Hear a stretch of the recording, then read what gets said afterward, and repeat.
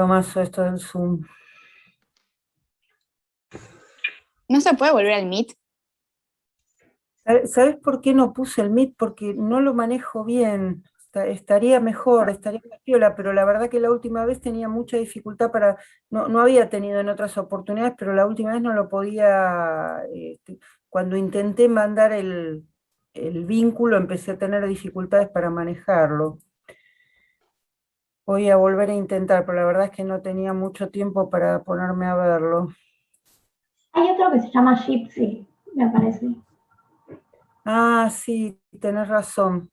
Claro, lo que pasa es sí, tendría que ponerme a verlo, realmente es un plomazo esto de que se corte, pero es el que más manejo tengo, pero voy a ver, este que vos decís, el Gypsy también parece que es bueno. Sí. También está el Cisco WebEx, que también es bastante parecido al Zoom. Y no sé Ajá, si se corta ese, no sé si hay como un periodo de prueba que lo puedes tener, que no se corta por un tiempo y eso tendrías que pagar o algo así, pero ajá, no sé, me parecía bueno también que lo usaba el año pasado. entiendo. Ya voy a tratar de investigar un poco, lo que pasa es que todo lleva tiempo y a veces cuesta encontrarlo, pero voy a tratar de investigar un poco más, pues esto realmente es insoportable que se esté cortando todo el tiempo. Pero el Meet se corta o no. ¿Cómo? En el Meet no. El Meet no se Porque corta, no. El Meet no se corta, pero la última vez tuve problemas con el Meet cuando les quise mandar el vínculo. No me funcionaba bien, no sé qué hice con el celular. Oh, perdón. No lo podía hacer funcionar.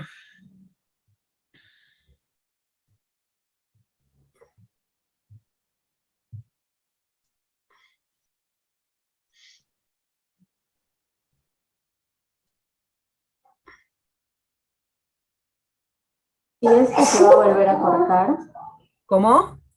¿Esta reunión se va a volver a cortar? En 45 o en 40. Si desea, yo creo el Meet, no sé. No te oigo. ¿Qué dijiste, Kiara? Puedo crear el Meet, no sé Intentar crear si la lo sala de hacemos. Meet, Sí, así lo hacemos de largo. poder no tener que tener interrupciones. Lo que pasa es que vamos a tener que interrumpir para pasarnos al Meet. Y lo pasaría por el chat de aquí. Ahí está. ¿Cómo decís? ¿Lo pasaría? Por el chat de aquí. Así Por lo el ven chat. todos. Claro. Bueno, si querés armar, dale, si querés armar un Meet, ponelo en el chat y cuando vemos que pasó un ratito, que ya se está por cortar, nos pasamos directamente al Meet, ¿te parece o no? Porque vos no vas a poder estar en los dos. A No ver, sé lo que... ahí pruebo. Bueno, fíjate, Ah, acá ya estoy. ya estás. Pero Espérate si que... cuando se esté por cortar nos pasamos al otro, es lo mismo que volver a entrar a Zoom. Sí, en realidad por el tiempo tenés razón. Lo hacemos la próxima en todo caso, no se preocupen. No se preocupen. A ver dónde lo tengo, Andrés. Acá, ahí va. Ahí está. Estoy acá sentado. Bien. Eh, Hasta ahora, ya que aprovechamos el paréntesis, ¿alguna pregunta, alguna duda, algún comentario? Yo le ¿Alguien quería quiere hacer decir? una pregunta. Dale. En el tema del no, ¿es lo mismo decir todo que sí que darle opciones? O sea, ¿tiene el mismo resultado que si yo le digo que sí, que si a un chico yo le doy opciones entre elegir, de las que yo quiero, obviamente? El darle opciones, que no son las que seguramente la que el chico pide, es una manera de decir que no. ¿Sí? El decir todo que sí trae problemáticas muy serias, porque el mundo no es todo que sí, o sea, el mundo no funciona de esa manera. Las opciones implican también, son técnicas madurativas. Si vos a un chico le das la posibilidad de que elija entre dos o tres opciones, es decirle que no, no lo que vos querés, pero está esto otro. Ahora, al año no te dan bolilla, cuesta, pero está muy bien, sí, sí. ¿Alguna otra pregunta hasta acá? Yo tengo una pregunta, pero más que pregunta es un comentario que siempre me hago, Dale. porque si bien es cierto, dependemos de alguien desde pequeños y esto influye a lo largo de nuestra vida. A veces me pongo a pensar en mis actitudes y digo, capaz esto lo adapté de niña y no es mi culpa, cosas así. A ver, sí, muchísimas de las actitudes que tenemos de adultos tienen que ver con cuestiones aprendidas en nuestro domicilio, en nuestra casa, en nuestras familias, en nuestros lugares de crianza, sin ninguna duda. Y también es muy bueno reconocer que muchas veces reaccionamos como ese chico que fuimos a los 5, a los 10 o a los 15 años. Ahora, ya cuando uno es adulto, la responsabilidad es nuestra. Está bien, podemos traerlo de nuestro origen, pero ya está en nuestras manos, una vez que lo reconocimos, el hacer algo, sí podemos para cambiarlo. De hecho, pasa y dale. lo reconoces. O sea, ¿Cómo? pasa involuntariamente a veces y luego lo reconoces recién. Y dices, Exacto. ¿por qué lo hice? De hecho, una de las funciones muchas veces de los tratamientos psicológicos o de las psicoterapias es la de reconocer estas cuestiones repetitivas de las que a veces no tomamos conciencia y las seguimos haciendo y después nos quejamos de por qué me relaciono siempre con gente de esta manera o por qué siempre en los trabajos me pasa esto o esto u otro. Y una vez que uno lo reconoce puede intentar cambiarlo, ¿sí? Como todo. El reconocerlo implica una cuestión de responsabilidad. Y lo otro También del me escuché, aspecto, sí. lo otro del aspecto que se puede morir un bebé porque no recibe afecto. ¿Esto lo llevamos a lo largo o se corta ahí? Porque hay gente que vive sola. O sea, mi pregunta es si se corta cuando somos niños o tenemos esa dependencia emocional.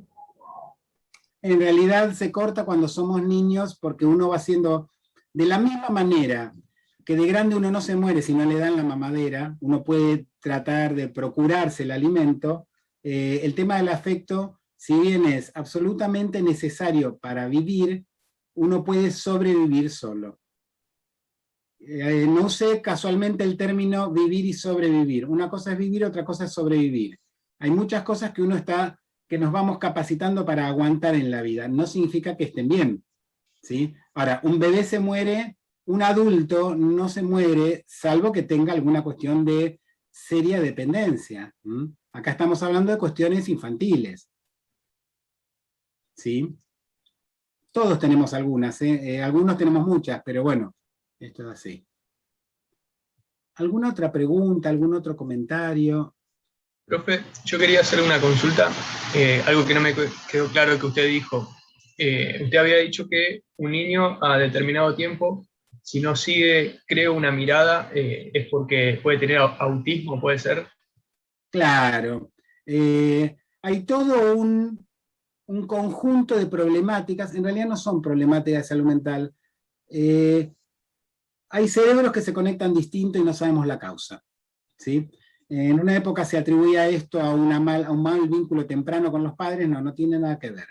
Hay chicos, normalmente, ustedes están cursando anatomía y histología y todo esto, así que esto, corríjanme si digo alguna cosa que se les escapa. Uno recibe un estímulo medioambiental, pasa a través de los órganos de los sentidos, el tronco del encéfalo, tálamo anterior, y si tiene la intensidad suficiente llega a la corteza cerebral y uno dice, ah, mira quién vino. ¿Sí? Cuando no se da este recorrido,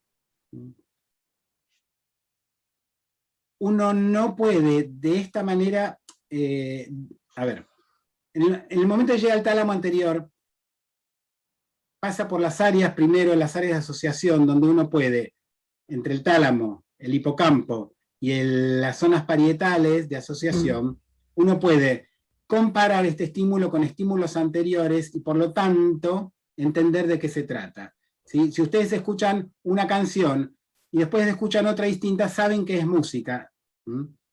Cuando uno no tiene esta posibilidad de hacer este recorrido, cualquier cara que ve es distinta.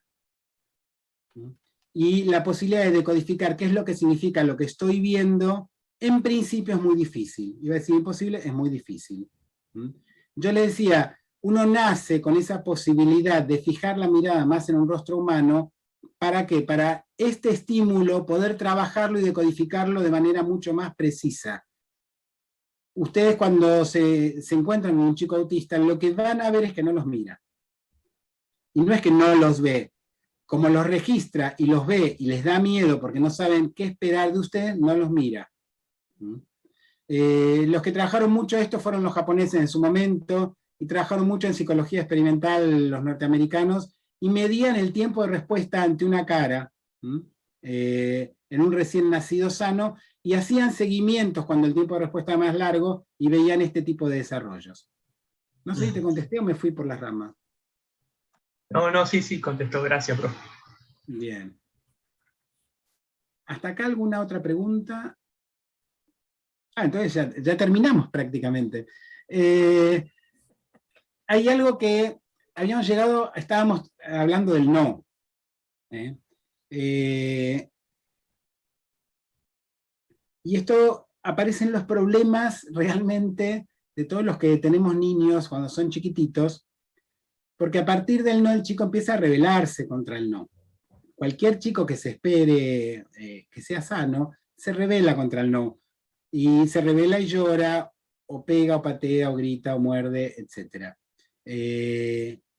Y se da realmente una lucha y una situación de manejo del poder que va terminando entre los 4 y los 6 años y a veces no termina nunca. La lucha del niño de volver a tener la satisfacción inmediata de todo lo que quiere, como la tenía antes, y la lucha del adulto de mostrarle quién manda y que él tiene que dominar sus pulsiones y sus pasiones, ¿sí? Pasiones que si no lo van a llevar a sufrir mucho, y sobre todo, porque con nuestros niños nosotros salimos al mundo y de alguna forma estamos todo el tiempo siendo evaluados, o sentimos que somos evaluados en cómo funcionamos como padres, ¿sí? Yo dije algo, pensé que alguien se iba a enganchar, porque dije algo provocativo, cuando dije que ni el trabajo ni la escuela son naturales ni son sanos, y van totalmente en contra de la naturaleza, no solo de la naturaleza humana, de la naturaleza. En la naturaleza no existen animales que trabajen o que estudien, ¿sí? En un grupo de leones, la leona sale a cazar, las leonas, y una vez que están llenos, se dedican a hacer sus cosas, a jugar, a pelearse si quieren, y no vuelven a trabajar, o sea, a salir a cazar hasta que no tienen hambre.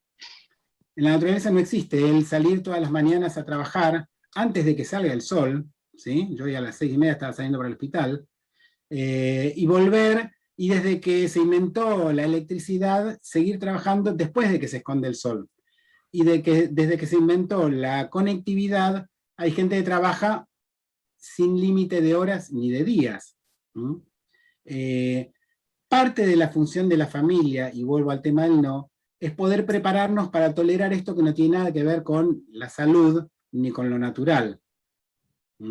De hecho, la función principal de la escuela es que el chico se quede sentado. No interesa si aprende o si no aprende. Es mentira que la escuela es un espacio de socialización, porque los chicos no pueden jugar, o tienen que jugar quietito, muy limitadamente, no pueden correr, no pueden patear una pelota, hay que cuidarse que no griten. Sí es un espacio donde uno aprende a sobrevivir con respecto a los docentes para tratar de mostrarles que uno sabe lo que ellos pretenden que uno sabe, y con los compañeros para tratar de evitar ser maltratado por algunos o poder acercarse a los que a uno le parecen más adecuados para la supervivencia, en muchos casos, ¿no? Y empieza uno a practicar esto que aprendió desde muy chiquitito. Esos son los manejos del poder que se van a dar dentro del grupo familiar, dentro de la escuela, dentro del trabajo, en la vida en general, ¿sí? El niño a partir del año empieza a tratar de rebelarse contra los manejos del poder que sean dentro de la familia. La familia es una micro sociedad que por otro lado está, les decía antes, atravesada por los mandatos sociales. La función de la familia es formar individuos que hagan caso. los psiquiatras de niños recibimos muchas consultas por chicos que no prestan atención. Esto es típico. Una hora de la escuela, incluso ya desde el jardín de infantes, dura 40 minutos. El tiempo máximo de atención en un adulto, más o menos sano, sin entrenamiento, es de 20 minutos. Después uno empieza la facultad y se empieza a entrenar y estudia un montón de horas, pero eso implica un entrenamiento. Pretenden que un chico de 3 años, o de 6, o de 11, esté 40 minutos prestando atención a una cantidad de estímulos, en general no relacionados con sus necesidades, en general no relacionados con su supervivencia, en general sin ninguna importancia con respecto a las motivaciones y a lo que el chico necesita.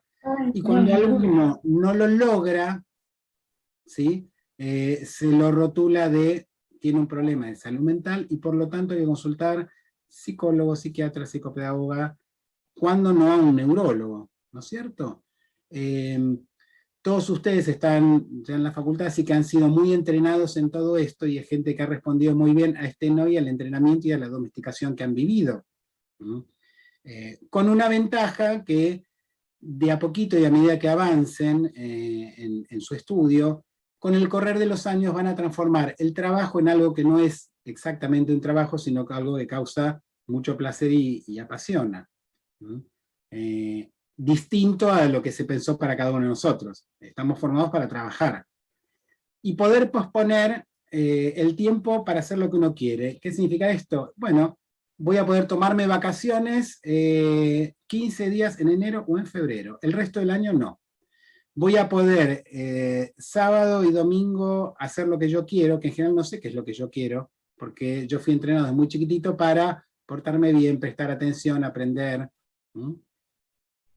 Vuelvo al niño.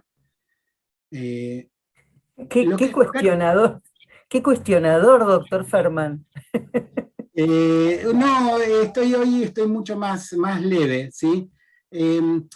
Lamentablemente en toda mi formación, tanto en el pregrado como en el posgrado, no nos hablaron de sociología ni de filosofía, y uno tiene un montón de cuestiones incorporadas que no tienen nada que ver con lo que es la realidad. A ver, si yo no leía Foucault, si yo no leía Deleuze, para mí de los últimos años, hoy día yo no puedo entender lo que le pasa a un paciente que viene a consultar si no entiendo cuál es el funcionamiento social. ¿Sí? Porque, es más, plantear disfunciones familiares, cuando en realidad, cuando no sé qué es lo que se espera de una familia dentro de esta sociedad, a mí me lleva a no entender nada hoy día. Durante 25 años yo todo esto ni siquiera lo tenía pensado, por lo tanto me manejaba con el grupo social y nada más. Hoy día no puedo entender cómo es que yo hacía, pero bueno, son cuestiones de involución o de evolución. Por otro lado, los psiquiatras de niños de alguna forma seguimos siendo bastante rebeldes y bastante curiosos, y tenemos un grave problema de personalidad, porque tenemos cosas de psicopedagogo, cosas de asistente social, cosas de pediatra, cosas de terapeuta de familia. Cuando uno atiende a adultos es como más sencillo. Mentira, porque el adulto tiene capa tras capa, como decía la compañera de ustedes, que viene trayendo desde que nació. Y trabajar sobre eso a veces se hace denso y aburrido. Es mucho más divertido trabajar con chicos, que a veces en 2 o 3 sesiones se resuelven situaciones. Situaciones que parecen muy problemáticas, pero que se pueden modificar cuando hay padres bastante sanos, ¿no? Tengo una consulta. Sí. Usted menciona como que tiene acciones de psicopedagogos, psicólogos, ¿cierto? Y la diferencia más grande entre un psiquiatra y un psicólogo es que el psiquiatra medica, pues, ¿no? En esos casos de los niños, como de mal comportamiento, ¿ustedes medican al niño? ¿Eso? Bueno. ¿O cómo? Te voy a decir 2 o 3 cosas. En principio, la función del psiquiatra, con la formación que corresponde, el psiquiatra es psicoterapeuta y médico. De hecho, el título de especialista en Provincia de Buenos Aires, yo soy especialista en psiquiatría y psicología pediátricas. Entonces, antes de medicar a un chico, que sí medico y tengo lactantes inclusive con medicación, antes de medicarlo uno hace un psicodiagnóstico. O sea, un psicodiagnóstico tiene que ver con un diagnóstico del grupo familiar, un diagnóstico individual del chico, y una lectura comprensiva de todo esto que está pasando, y si requiere una herramienta más dentro del tratamiento, que es la medicación. En salud mental, en psiquiatría, nunca la medicación es el tratamiento. La medicación es una herramienta más de tratamiento. Ahora, a veces no tenemos otra alternativa y termina siendo el único tratamiento posible, porque una cosa es lo deseable y otra cosa es lo posible, más en salud mental. Así que sí, se usa medicación en niños. Sí, sí. Yo quiero dar un ejemplo. Mi hermano es epiléptico, tiene epilepsia refractaria, bueno, un par de problemas más, pero por la epilepsia refractaria le da como consecuencia, digamos, conductas agresivas, y por eso mismo toma de mediodía y de la mañana pastillas psiquiátricas. Sí, bueno, una de las problemáticas que más se ven con los chicos, no, más allá de la epilepsia, vamos a hablarlo en general, cualquier lesión cerebral, mayor o menor, produce cambios en la conducta. ¿Qué cambios en la conducta? Baja tolerancia a la frustración, impulsividad. Impulsividad es el que actúa sin pensar. ¿Viste? Cuando uno tira una piña y la pegaste y dice, no, pero yo no lo quise hacer, bueno, esto es impulsividad. Distractibilidad, en realidad le cuesta más aceptar los límites y en realidad tiene más tendencia a tratar de llevar a cabo sus deseos. Más allá de una epilepsia refractaria, que es algo muy serio, un chico con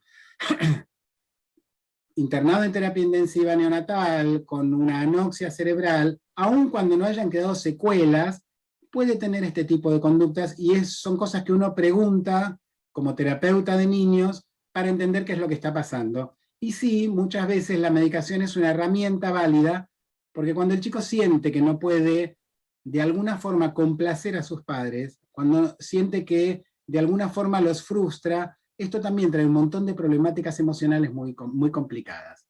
Entonces, cuestiones físicas como ser una epilepsia se transforma después en una problemática de tipo emocional si no se trabaja desde muy chiquitito.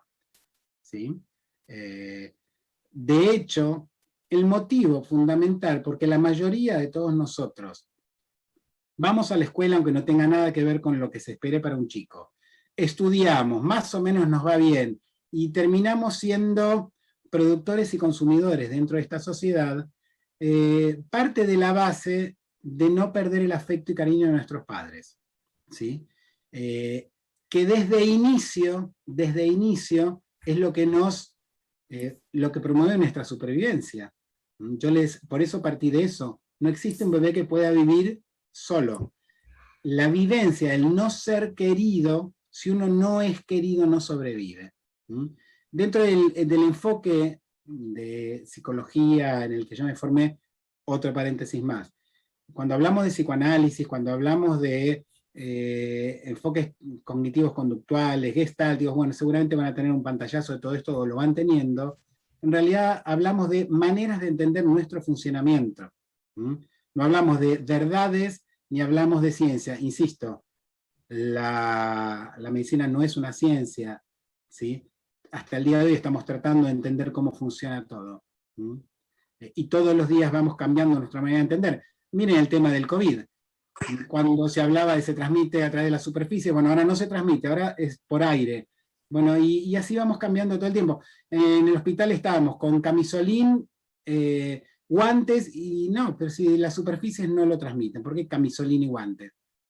Y así vamos, y como esto, tantas otras cuestiones. Uno sin el afecto de sus padres no sobrevive. Y hay pautas básicas que tienen que ver con necesidades de la primera infancia, que si no son satisfechas, lleva a problemáticas sumamente graves, estoy hablando de problemáticas de salud mental en los adultos. Una es la de seguridad, ¿sí? ¿Qué es seguridad? Yo lloro y alguien me viene a atender. Tengo hambre y me satisfacen el hambre. Estoy sucio y me cambian los pañales. Voy caminando y, bueno, si me caigo alguien me va a levantar y me va a hacer un mimo. Saber que tengo a quién recurrir. Ahora, esto muy rápido uno se da cuenta que tiene un ida y vuelta. Me dan de comer, pero esperan algo de mí todo el tiempo. Según las características del grupo familiar y la sensibilidad de este sujeto, uno siente que satisface a sus padres, o uno puede sentir que no hay manera de satisfacerlos. Nosotros vemos permanentemente papás muy autoexigentes que generan hijos con problemáticas muy severas, no porque les exijan a los hijos, sino porque uno ve cómo son ellos, y uno entiende cuando tiene determinada sensibilidad, a veces determinada hipersensibilidad, que si uno no es como ellos esperan ser con ellos, uno no los va a satisfacer, por lo tanto, uno va a dejar de ser querido. O, peor todavía, uno tiene cosas por las que no puede ser querido. Y se van instalando problemáticas como las neurosis obsesivas, etcétera, en el mejor de los casos, y cuando no, cuestiones mucho más serias, ¿sí? Entonces, necesidad de seguridad, necesidad de afecto, esto ya se los dije antes.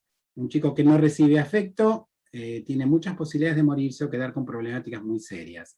Necesidad de reconocimiento, no sé qué compañera hablaba de el no o el sí.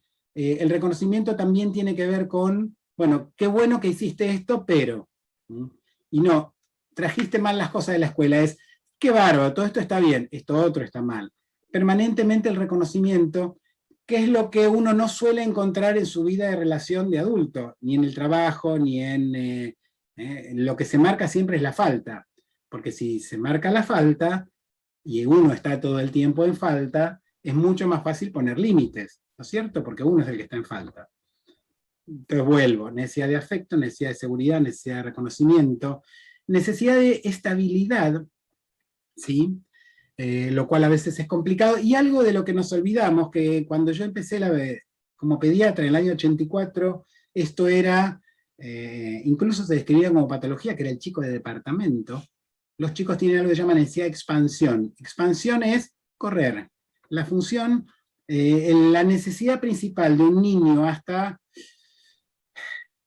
los 40, bueno, hasta los 10, 11, es la de correr y jugar. Son chicos que si no, tienen conductas agresivas, hoy día se llaman oposicionistas y desafiantes, lo cual, perdón el término, es una boludez, ¿sí? Hay toda una tendencia actual en la psicopatología infantil a poner en los chicos las problemáticas que traen, ¿sí? Chicos con trastornos disociales de la personalidad, trastornos oposicionistas desafiantes, y en realidad esto tiene que ver siempre, siempre, siempre con familias sumamente patológicas. De hecho, me acuerdo haber dado clases en algún congreso argentino de psiquiatría infantil sobre trastorno bipolar en la infancia. Hoy día creo que no existe el trastorno bipolar en la infancia. Y dudo mucho de su existencia en el adulto, ¿sí? Yo lo llamo de otra manera. No conozco chicos con trastornos bipolares en la infancia, de lo cual si quieren les doy una clase, con familias sanas. Son familias sumamente patológicas, entonces estamos poniéndole un nombre y apellido a una problemática en el chico, cuando esto tiene que ver con toda una dinámica familiar sumamente patológica, ¿sí? Vuelvo, uno aprende a vivir de la familia de la que viene, y esta familia de su familia anterior, y todas estas familias están insertas socialmente. Les voy a dar un pequeño ejemplo, que ya ha cambiado mucho, ni para bien ni para mal, hay que estar atentos. Hasta los 70, la familia nuclear en la cual la esposa, la mujer, se quedaba criando hijos y el papá salía a trabajar, era una familia que tenía que formar trabajadores. Entonces, hacía falta un padre que salga a trabajar y hacía falta una madre que se quede cuidando hijos. Cuando cambia el funcionamiento del sistema, estamos hablando del sistema capitalista en el cual estamos inmersos, y el capital pasa a ser, sobre todo capital financiero, lo fundamental de la familia es que esté endeudada, no que salga a trabajar. Entonces, se sostiene que está muy bueno que la mujer también trabaje, que a los chicos los cuide un otro. De hecho, si ustedes prestan atención, van a ver la tarjeta para la mujer, ¿sí? Los bancos que tienen la tarjeta femenina, y hoy día ahí está la tarjeta joven. Menores de 18 años con autorización de los padres tienen tarjeta de crédito. La idea es que estén todo el mundo endeudado, ¿no? Esto hace al funcionamiento. Con todo, nada. Hay que estar atentos a estos cambios porque las familias funcionan de manera coherente a todo esto, ¿sí? Y si uno no lo puede ver y no lo puede leer, no entendemos muchas situaciones que se van dando. Vuelvo. Cuando les hablaba del chico de departamento y la necesidad de expansión, los chicos desde muy chiquititos están atados a los celulares. Y al estar atados a los celulares, esta necesidad de expansión no se satisface y tenemos chicos sumamente irritables, sumamente inquietos, sumamente rebeldes, ¿sí? Pero el celular es muy útil porque cualquiera le da un celular a un pibe y se puede quedar todo el día. A ver, me encantan los videojuegos y yo también puedo quedar todo el día jugando, ¿sí? Hasta que, bueno, por suerte a mi edad después me duele la espalda, entonces tengo que dejar el videíto. La diferencia de jugar a titanes en el ring y agarrarse a trompadas en la plaza, o jugar a la pelota y jugar a los videos, es que genera adrenalina tanto uno como otro, pero no hay descarga motora, en uno sí, en otro no. Entonces cuando uno deja de jugar, la ansiedad está por allá arriba, y si la ansiedad no se pudo procesar de alguna manera, se va a procesar como se pueda. Esto se resuelve sacando al chico a correr. Solamente de esta manera. La cuestión es que lo virtual es muy atractivo. Es sumamente atractivo. Entonces, ofrecerle algo distinto cuesta mucho. Para la Sociedad Argentina de Pediatría, los celulares no se pueden usar en menores de 13 años. Ahora, ustedes le dan a un nene de 1 año y medio un celular y ya lo sabe usar. Nosotros venimos de épocas donde no había ni siquiera teléfono. Había un plan con el plan Megatel de la que era la vieja Empresa Nacional de Telecomunicaciones, que después no existió más, y uno pagaba a 25 años para tener un teléfono. Era un plan de ahorro previo para tener un teléfono. Bueno, nada, la prehistoria absoluta. Entonces, esto de tengo que estar conectado y con el teléfono prendido, porque si alguien me llama, era, bueno, cuando tenga algún teléfono público y consiga monedas de 10 pesos, que por otro lado no se conseguían porque eran las únicas que servían para hablar por teléfono, veo si te llamo, o te hablo una vez por semana, o cuando fuera. Bueno, hoy estamos todos hiperconectados. Y los chicos más que nosotros, pues nacieron con esto. Entonces, se vive en un mundo digitalizado de otra manera. Ejemplo también de estas cuestiones que hacen a lo patológico y lo problemático del mundo estudiantil y del mundo del trabajo. Se ha puesto de moda el tema de el déficit de atención con hiperactividad o con hiperquinesia. Esto se habla de chicos que no se quedan sentaditos, o sea, se mueven, caminan, van y vienen, estamos hablando del grado, y que no le prestan atención a lo que su maestro docente considera que le tiene que prestar atención. A ver, si el chico se queda sentado, aunque no aprenda, no hay ningún problema. De hecho, yo he atendido, me acuerdo de una nena de 11 años, con una problemática muy seria, tenía un retraso, etcétera, que no tenía lenguaje, no hablaba, ¿sí? Y llegó a 6º grado porque se quedaba sentadita, hasta que una maestra se le ocurrió preguntar cómo llegó a 6º grado si no tenía ni siquiera lenguaje hablado, ni escribía, ni nada. La respuesta de la directora es, bueno, este año termina la escuela, no digas nada, pues si no le tendríamos que hacer un sumario a todos los maestros anteriores. Lo importante es que no jode, entonces va pasando de grado. Entonces vuelvo, lo fundamental en la escuela es el quedarse sentado. Los seres humanos, esta cuestión de la capacidad de fijar la atención, en la naturaleza, quien fija la atención en un solo estímulo es un depredador. A ver, un águila va a cazar un conejo y no le importa lo que hay alrededor, quién va a venir a atacar a un águila o a un león, ¿sí? Y la presa tiene una atención flotante permanentemente, tiene que estar todo el tiempo, ¿sí? Mirando lo que puede venir, porque, y si ustedes se fijan, primero van en manada, unos comen y otros levantan la cabeza todo el tiempo, siempre hay algunos levantando la cabeza. Nosotros seres humanos en la naturaleza somos depredadores, pero también somos presa. Si tuviéramos la atención fija en un solo estímulo, no hubiéramos sobrevivido. Entonces, esto de pedirle a un chico que tenga la atención fija en un solo estímulo, realmente es una locura, y sin embargo la mayoría lo consigue. Es más, fíjense en la vida cotidiana. Uno va por la calle, auriculares, escuchando música, celular, contestando un WhatsApp. Si uno no tuviera una atención flotante, no pasa de la primera esquina. Y la mayoría sobrevivimos, la mayoría. Bueno, cuando un chico no puede hacer esto, que es totalmente antinatural, se lo tilda de enfermo, con déficit de atención, y se lo medica. Hay algunos casos de chicos hiperkinéticos con déficit de atención que se medican, son muy poquititos, pero eso tiene que ver con otra problemática de disfunción del lóbulo frontal, pero es otra cosa, y son muy poquititos. La gran mayoría puede ir contra su naturaleza simplemente por el temor a no poder satisfacer a sus padres. Nada más ni nada menos que por eso.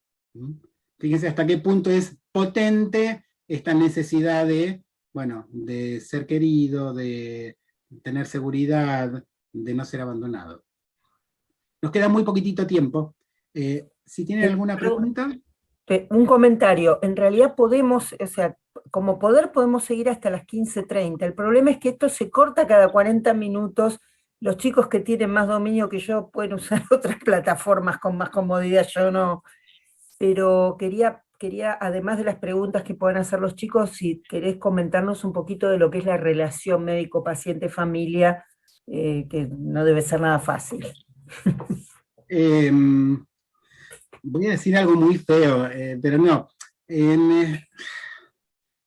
La del psiquiatra de niños o psicólogo de niños es como mucho la del pediatra, o como muchas maestras jardineras. Una es como bobo. Hola mamita, ¿cómo te va? ¿Trajiste el nene? Uno se tira mucho al piso, juega mucho con los chicos, se ensucia mucho. Hay que poder manejar el no enojarse con los padres, porque muchas veces genera mucha bronca. A ver, yo me acuerdo haberlo dicho muchas veces esto. Si yo tengo un nene con tuberculosis y los papás no lo quieren traer a la consulta, yo hago una denuncia y lo traen a la consulta de las pestañas. Ahora, yo veo un chico con una problemática emocional muy severa, producto de una disfunción familiar y un mal manejo de los padres, y no lo quieren traer y no hay manera de hacerlo venir a la terapia, y ese chico va a ser un adolescente y un adulto con problemáticas severísimas que muy fácilmente, con padres dispuestos, cambiaría esto. En general trabajamos, cuando viene un chico a la consulta, con padres que vienen bien predispuestos y tienen ganas de hacer cambios. Ahora, es muy sencillo y se ve todos los días chicos que son los síntomas de una familia patológica. Y uno tiene que guardarse mucho de su enojo y poder trabajar y establecer un vínculo con estos padres para no perder el paciente y para que se pueda trabajar con este chico y se puedan dar cambios. Quien viene a la consulta está sufriendo, aun cuando uno ve un montón de conductas y de actitudes que a uno lo ponen mal y que a uno lo enojan. Nuestro enojo hay que dejarlo de costado y poder establecer lo que llaman vínculos terapéuticos. El pediatra o el psiquiatra de niños muchas veces es como el veterinario. Esto es muy feo decir, porque uno se maneja con un otro que está mediatizado por un adulto, que tiene que poner en palabras lo que cree que le pasa, ¿sí? Y hay que poder leer los gestos, las miradas, tanto de los adultos como de los chicos. Desde los 4 años más o menos, uno puede tener una entrevista sola, pautada con un chico sin ningún problema. Pero depende muchísimo, muchísimo de la actitud. Y la actitud, bueno, no se aprende, como todo en medicina, ¿sí? Todavía conozco médicos clínicos que no quieren tocar a un paciente y que se ponen muy mal. En fin, sí, ahí ponen que se está por cortar, se está por cortar. Como quieran, no sé. ¿Te da para seguir un cachito más? Yo puedo seguir un cachito más, pero para preguntas, ¿sí? Mejor. Vayan así, hasta que se reconecta van pensando si algo quieren preguntar. Sí, me parece bárbaro. Bárbaro.